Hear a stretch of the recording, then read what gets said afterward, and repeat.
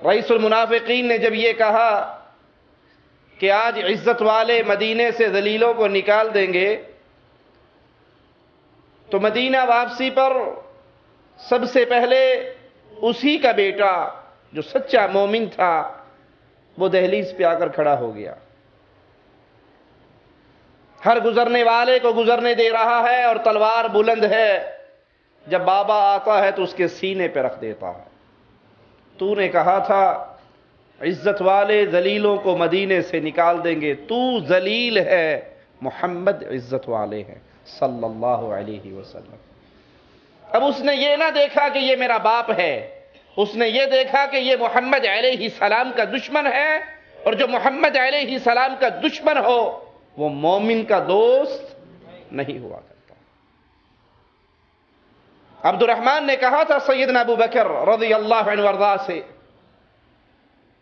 موقع جنگ پر 3 مرتبہ میری تلوار اٹھی، مجھے آپ کا چہرہ نظر آیا، یہ سوچ کر رک گیا کہ بابا ہے۔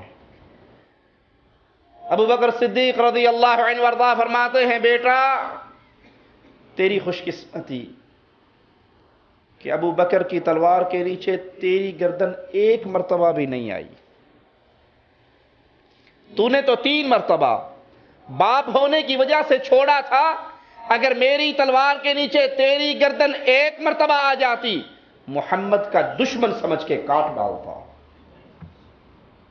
اور یہی تعلیم اہل ایمان کو اللہ کی کتاب دے رہی ہے۔ آئیے قرآن حکیم کی آیات پہ غور کرتے ہیں۔ قد كانت لكم اسوة حسنة فی ابراہیم، تمہارے لیے اسوہ حسنہ، آئیڈیل زندگی ابراہیم علیہ السلام کی، والذین معہ، اور جو ان کے ساتھی تھے، اذ قالوا لقومہم، انہوں نے جب اپنی قوم سے کہا، اِنَّا بُرَآءُ مِنْكُمْ وَمِمَّا تَعْبُدُونَ مِن دُونِ اللَّهِ، ہم تم سے بری ہیں، ہم تم سے بیزار ہیں، ہم تم سے الگ ہیں، وَمِمَّا تَعْبُدُونَ مِن دُونِ اللَّهِ، تم سے بھی بری ہیں، اللہ کو چھوڑ کر جن کو تم پوجتے ہو ان سے بھی بری ہیں، ان سے بھی بیزار ہیں۔ تم اللہ کو خالق مالک رازق سمجھ کر اس کی عبادت نہیں کرتے، اور ہم اللہ کی عبادت کرتے ہیں، اس کی عبادت میں کسی کو شریک نہیں ٹھہراتے۔ ہم 2 قومیں ہیں، ابراہیم علیہ السلام اور آپ کے ساتھ یہ اعلان کر رہے ہیں، ہم تم سے بھی بری ہیں اور تمہارے ان معبودوں سے بھی بری ہیں جن کو تم نے اللہ کے علاوہ معبود پکڑ لیا ہے۔ کفرنا بکم، ہم انکار کرتے ہیں تمہاری ملت کا، تمہارے دین کا، تمہارے مذہب کا، تمہارے دشمن ہیں، تمہارے انکاری ہیں۔ وَبَدَا بَيْنَنَا وَبَيْنَكُمُ الْعَدَاوَةُ وَالْبَغْضَاءُ، اب یہ نہیں کہ ہم یہ کہیں زبان سے کہ ہم تم سے بری اور نماز کے وقت پہ پھر تمہیں امام بنا لیا جائے، الیکشن کے موقع پہ چندہ مانگنے کے لیے، ووٹ مانگنے کے لیے تمہارے مذہبی پروگراموں میں شرکت بھی ہو جائے، قربانی کی کھالوں کا سیزن آئے تو تم سے کھالے لینے کے لیے ہاتھوں میں ہاتھ ڈال دیے جائے۔ اس برات سے ثابت کیا ہو رہا ہے؟ ہم تمہارے منکر، ہم تم سے بیزار، تمہارے مذہب سے بیزار، اب ہمارے اور تمہارے درمیان عداوت ہے، غصہ ہے، ناراضگی ہے، تمہارے ساتھ صلح نہیں ہو سکتی، جمہوریت کے نام پہ تمہارے گلے نہیں لگ سکتے، چندے کے نام پہ تمہیں اپنے گلے نہیں لگا سکتے، سیاسی تحریکوں میں تمہیں اپنا قائد اور رہبر نہیں مان سکتے۔ یہ جنگ، یہ لڑائی، یہ اختلاف کب تک باقی رہے گا؟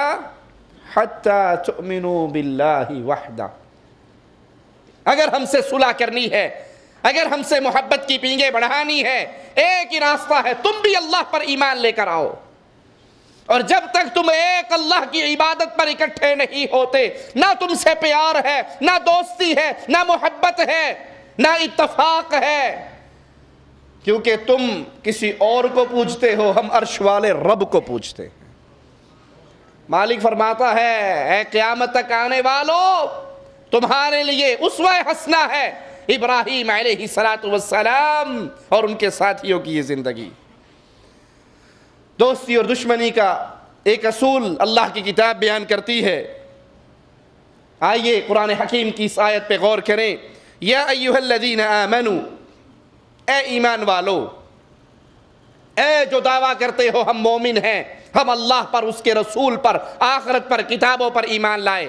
اے اہل ایمان، لا تتخذوا اليہود والنصارى اولیاء. یاد کر لیجئے قرآن حکیم کی اس آیت کو. اے اہل ایمان، یہود و نصارہ کو کبھی اپنا دوست نہ بنانا، کبھی ان سے دوستی نہ کرنا، کبھی ان سے محبت نہ کرنا، کبھی ان سے پیار نہ کرنا. تم ان کو اپنا دوست نہ پکڑنا. کیوں؟ بعضهم اولیاء بعض، وہ آپس میں ایک دوسرے کے دوست تو ہو سکتے ہیں، لیکن کوئی یہودی اور نصرانی کسی مسلم کا دوست نہیں ہو سکتا. مسلمان ان کو راضی کرنے کے لیے جو مرضی کر لیں، اور مسلمان کر نہیں رہے.